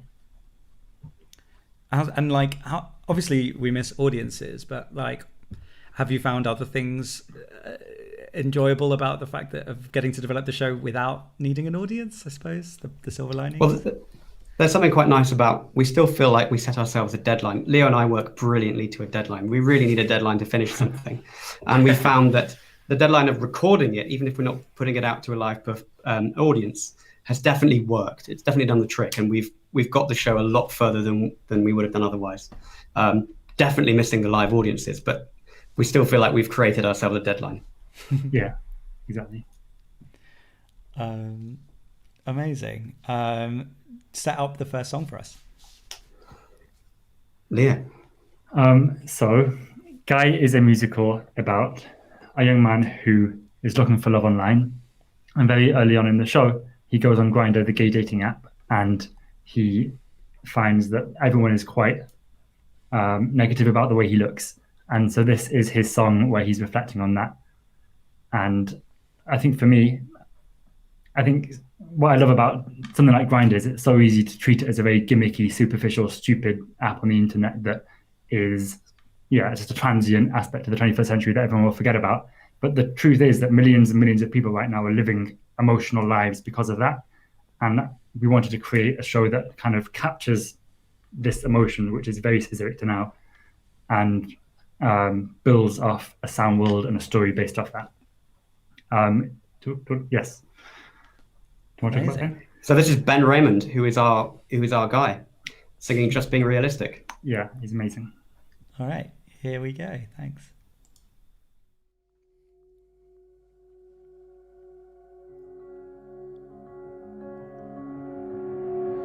This is why I never try to look for love online, 'cause it doesn't work.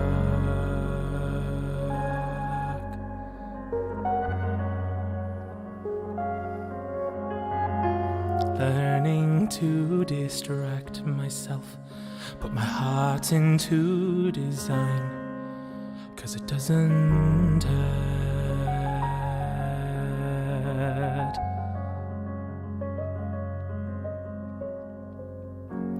I give it my passion, I give it my all, capture a place, a face, a feeling like a waterfall.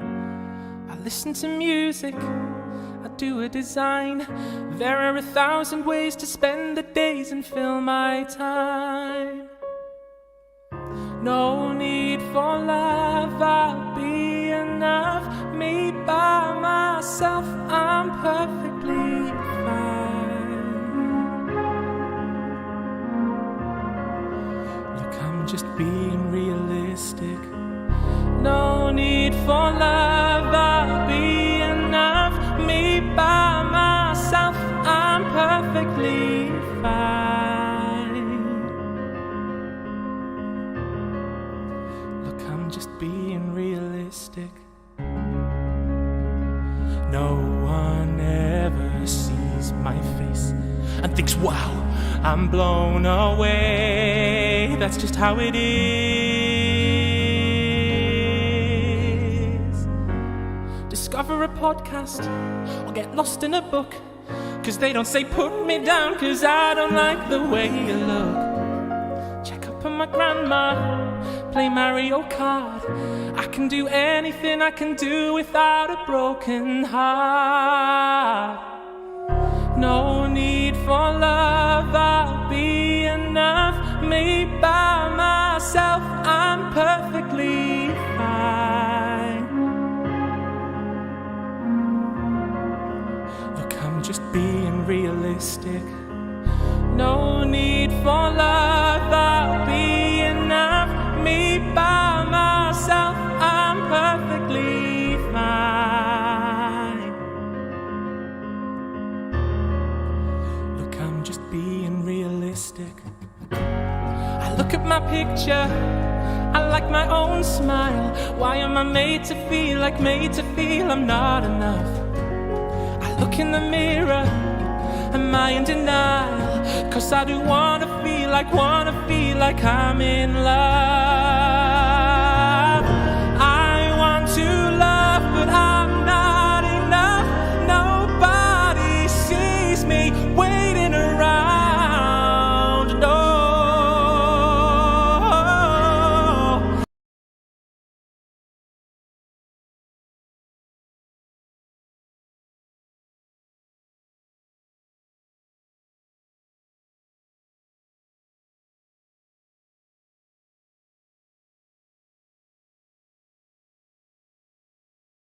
Back to the song. Hello. Something weird just happened. I don't know what, but I think the song just cut out. That literally never happened before. So I'm going to go back to the video. Don't worry. You're going to get to hear the end. But here we go. Sorry.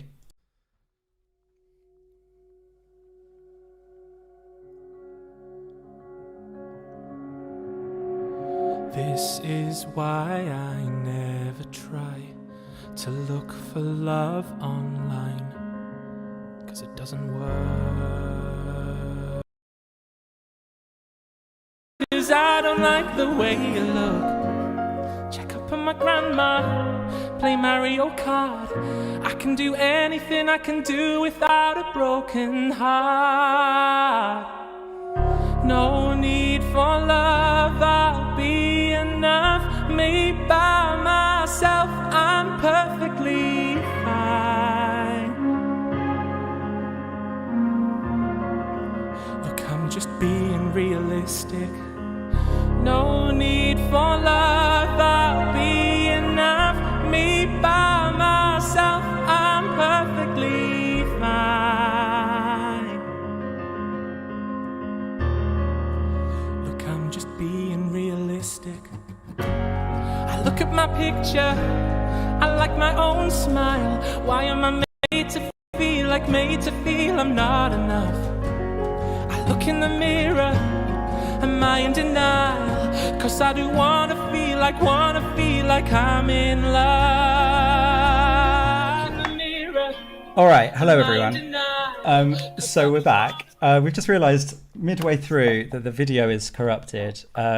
So don't worry, we're going to carry on with the next song. We're going to hear the next song. We'll go back and we'll hear the whole song because what's anyone else got to do on a Friday night? So don't anybody worry. We're going to do that in real time for you because we need to hear those high notes. So I might talk a bit less and leave you with Matt Ames and yes, go on. So going back in time now, you were actually our last rewrite headliners, weren't you, with the marriage of Kim K? Tell us a bit about that one.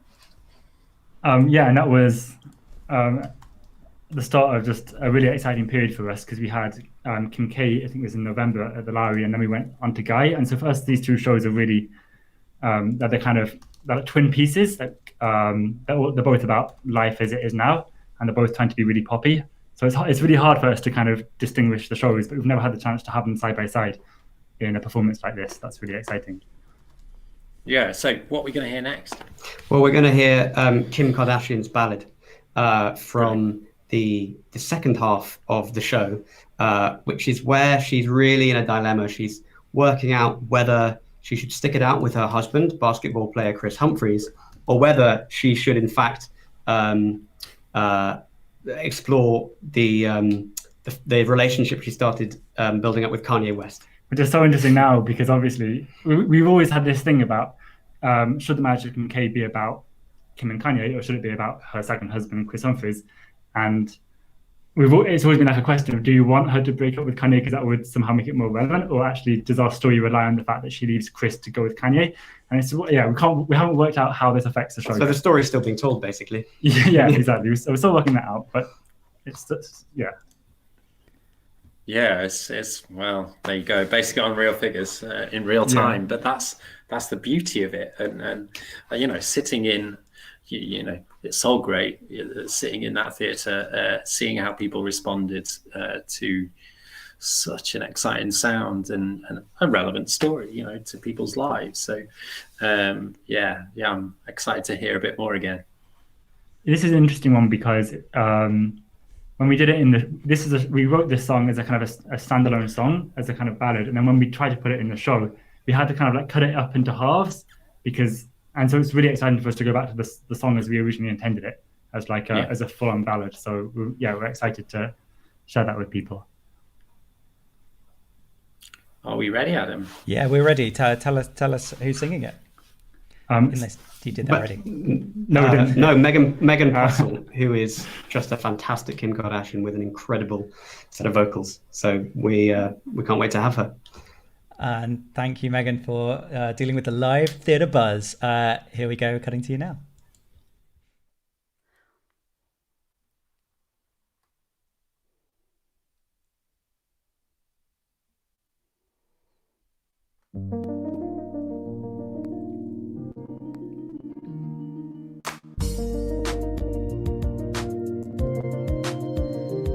Cause when Chris is here, I wonder did I rush too much?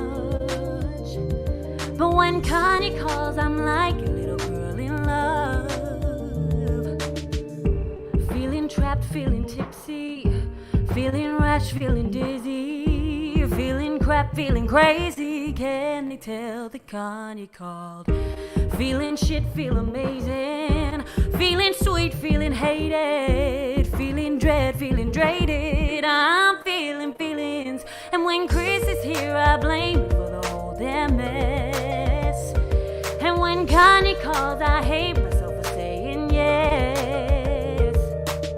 That summer fling was barely a thing. There shouldn't have been a diamond ring. No, why did I rush? I went in head first, and now there's no way out. And now every time that Kanye calls, I realize that Kanye calls my whole life into question. How you gonna be my downfall? I just wanna stop the world watching and turn the cameras off. I don't wanna be in the spotlight. I wanna be in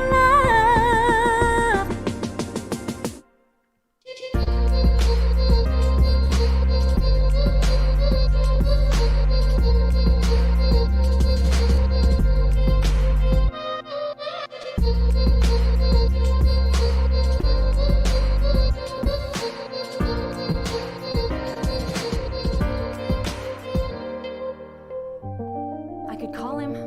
No, I can't.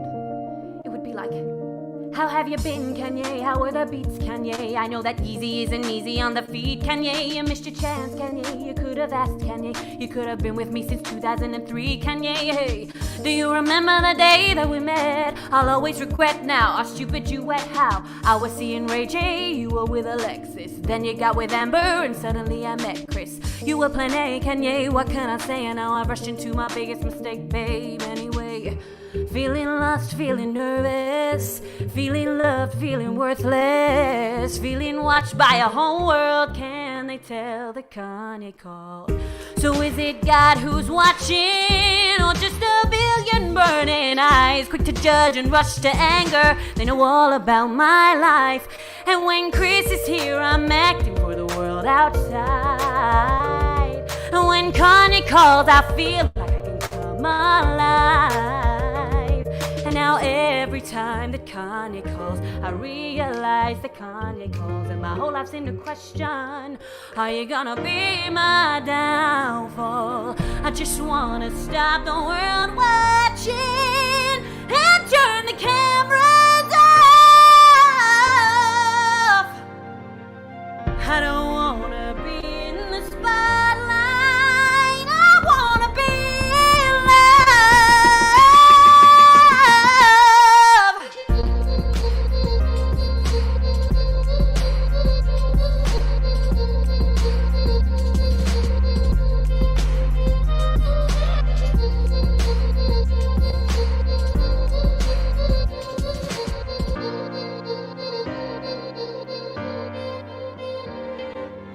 Sometimes I wonder what you do in my place. You wanna share all the glamour, hide the shit from the camera. You think you know me cause you know my face. Yeah, you have no idea the kind of shit that's inside here. So come on, take a walk inside of my shoes. Would you choose living a lie so the press wouldn't mention you? I wanna run but imagine the news. I don't wanna be at the center of attention. I just wanna stop the world watching and turn the cameras off. I don't wanna be in the spotlight. I wanna be alive. I'm feeling feelings that I should have foreseen. And when you're feeling feelings like a beast, there's no choice, you trust that feeling.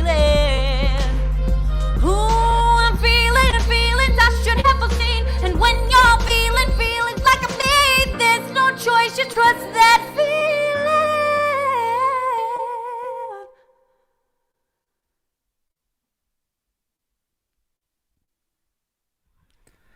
Thank you so much, Megan. Wow, the thought that was happening live. Wow. The thought that someone was actually singing like that. And is just incredible. flawless. Absolutely, she killed it. All right, well, we're back with the bad news that the last 30 seconds of that video from Guy were corrupted on the receipt. So we're not going to be able to do that for you live, but we're going to post it from our channel. We're going to share it, yeah. And Leo and Hyde are going to share it as soon as we can. So if you're watching the concert, go to Twitter, you'll find it. And it's an amazing song.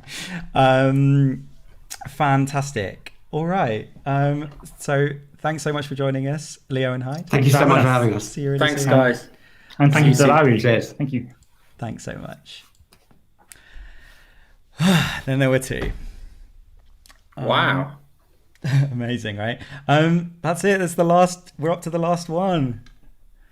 What a nice evening. Thanks so much for organising this, Matt. It's been amazing. Oh, thanks, Adam, and thank you for we've seen tonight. Well, I've experienced what goes on while so much running around while the a seamless performance is taking place. So it's a real feat, and it's been a joy to be part of, and to continue shining the light on some incredible work from some incredible artists that deserve more.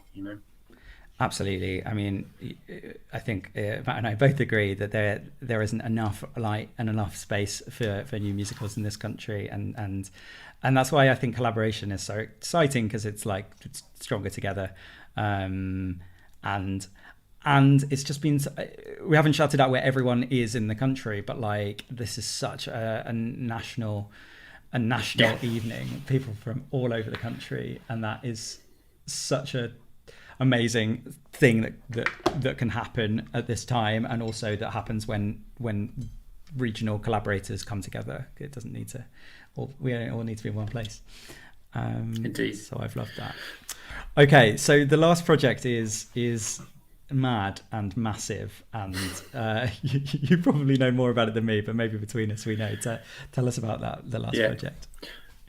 So now I guess we've been, and as you've experienced tonight, well involved with many of these companies, and certainly aware of all of them.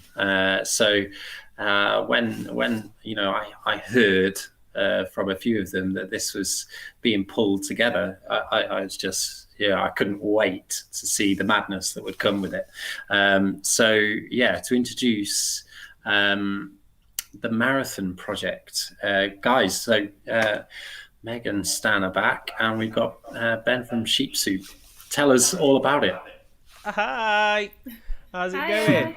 Hey, you good? All good. Great for you two. All good. We're still here. Look, you get past 10 on a Friday with Rocking It. And you get to close. How did that happen? It wasn't me. I don't know. I paid someone something, but yeah. There we are. Yes, the Marathon Project. The Marathon Project. So I'm Ben from Sheep Soup.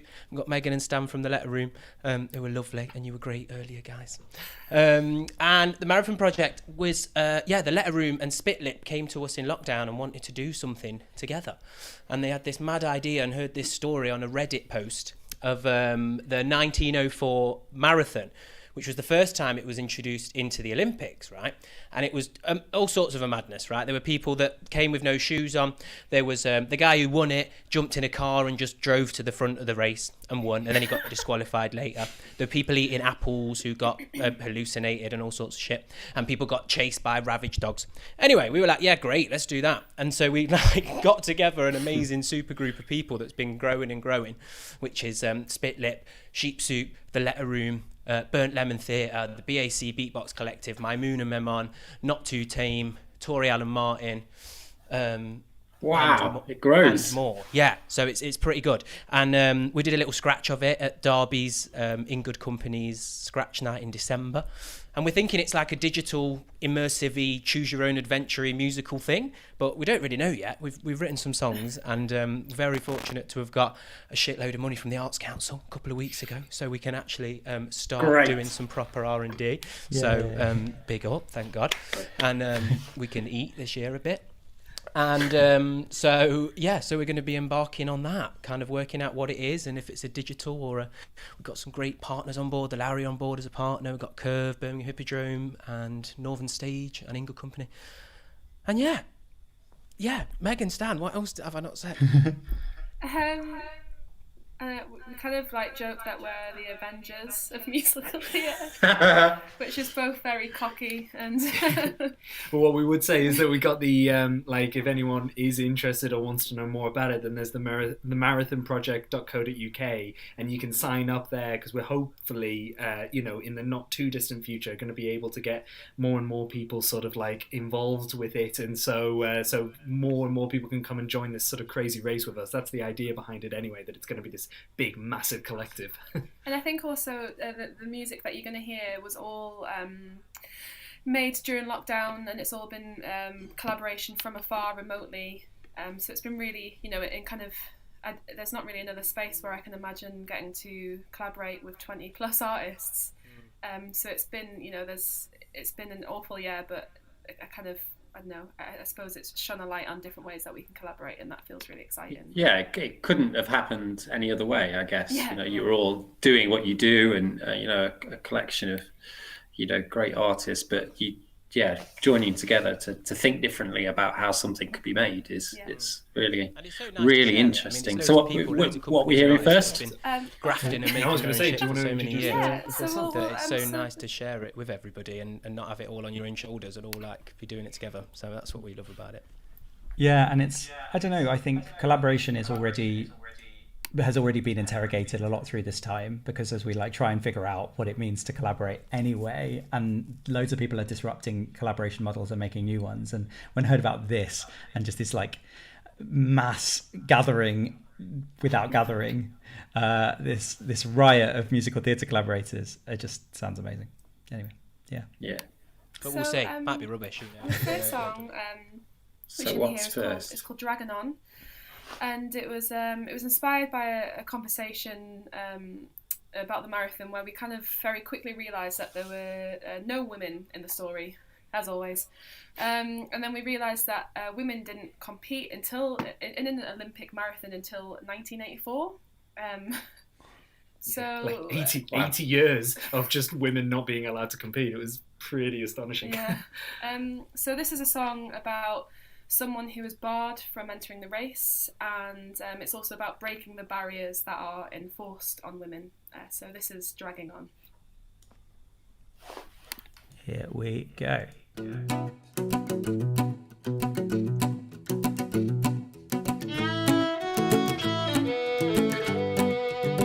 I got the steps in my feet, but they're dragging on. I don't know why. I don't know why. An open road in front of me, but I can't compete. Life rushes by. Life rushes by. Why do the winds of change blow just out of reach? And I gotta dig my heels and hold what I can see. 'Cause when I was so young, they told me I was wrong to wanna be the sparrow who could fly. But when our time is done and this lonely race is run, don't you wanna know at least to try?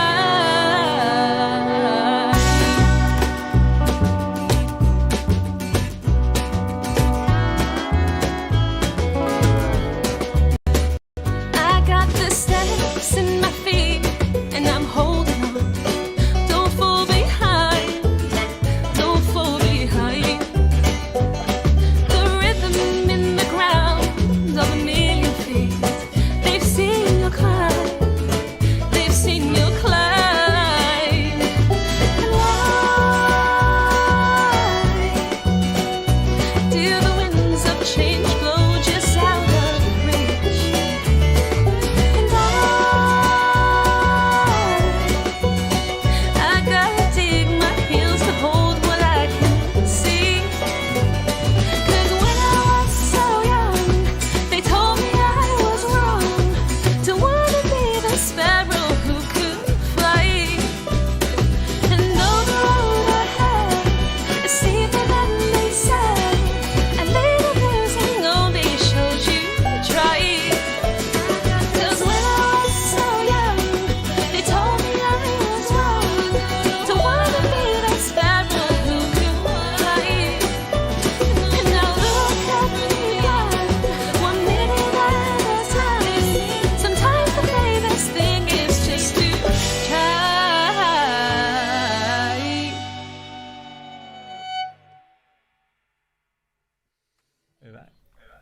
Amazing. Great.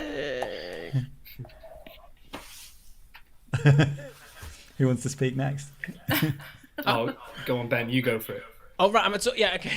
No, that was a bit right. So this song, this last song, sorry, it's because I can't see everybody properly, so I don't know what's going on. So this song's called Born for This, and it's about so there was all this madness going on in the race, and we thought, what about? And there was a guy who was kind of, we started going with an idea that his name was Unremarkable Mark, because actually he'd just been training for years and he just wanted to turn up to this race, and he arrived and it was an absolute madness. So he's like a cocky knobhead who turns up and just thinks that he should be able to walk it, and all sorts is going on. And this is called Born for This. I'm going to stand up because, you know what I mean, give it some Friday night. And then I'm playing it through here. So is that good? Do I just press play and go? You will in a sec, yeah. Everyone ready? Born for This. We're ready. Great. Great. There we go. Cocky.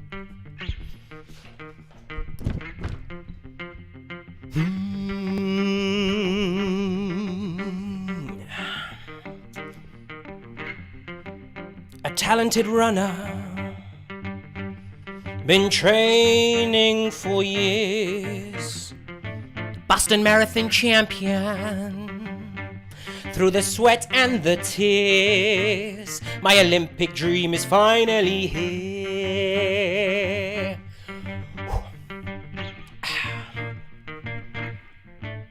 Stood on the start line, poised for success, success, success.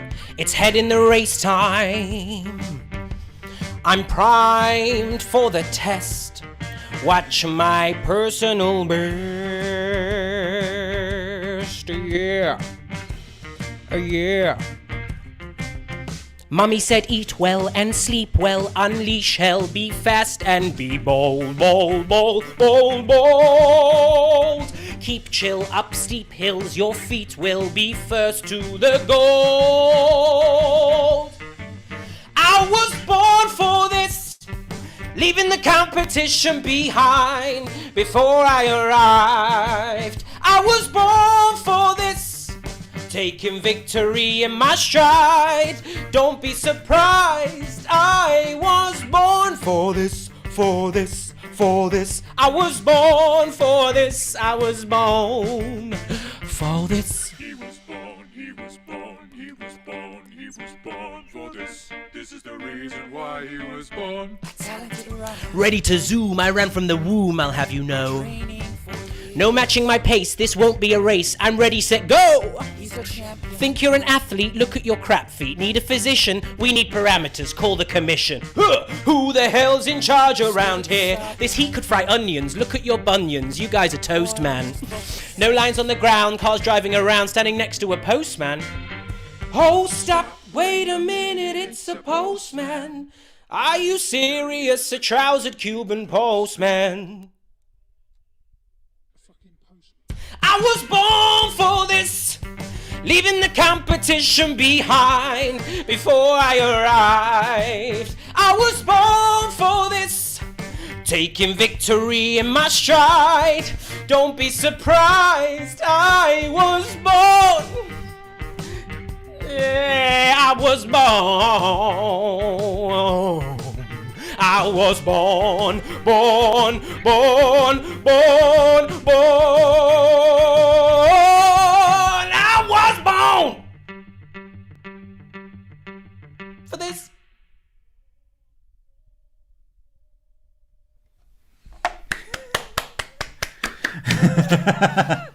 Thank you so much, Ben.